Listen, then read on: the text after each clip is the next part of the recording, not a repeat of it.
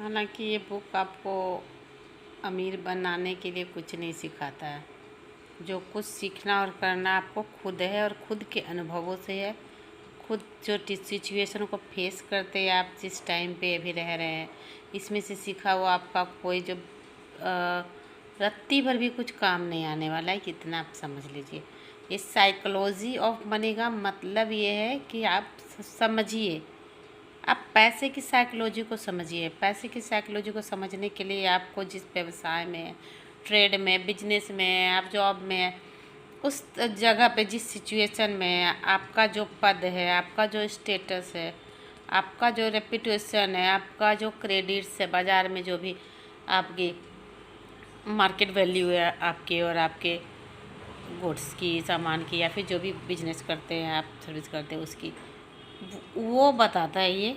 उस बेसिस पे आपके पास पैसा आता है, और आने आने के लिए तो पैसा जल्दी से कभी भी आ सकता है, मतलब कि उस बेसिस पे आता है पैसा, और आप अब पैसा कमा सकते हैं।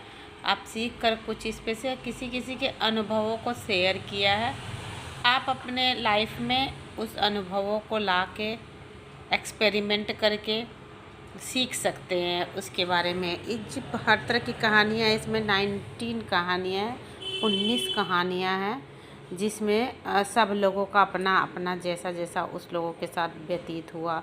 उसमें एक टॉपिक है गेटिंग वेल्दी और staying wealthy, what do you want. I think getting wealthy, anybody can get wealthy in very short of period, by any means, if they want to earn. But for staying wealthy, you have to do so many things.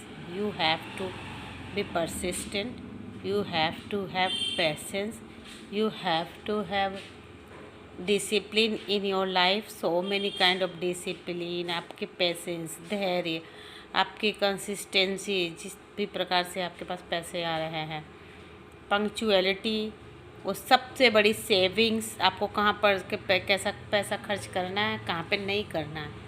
For staying wealthy, आपको बहुत बड़े बड़े decision, बहुत बड़े बड़े निर्णय, बहुत समय तक इसको फॉलो करना पड़ता है आपको स्टेइंग वेल्दी रहने के लिए, कि हमेशा आप वेल्दी बने भी रहें।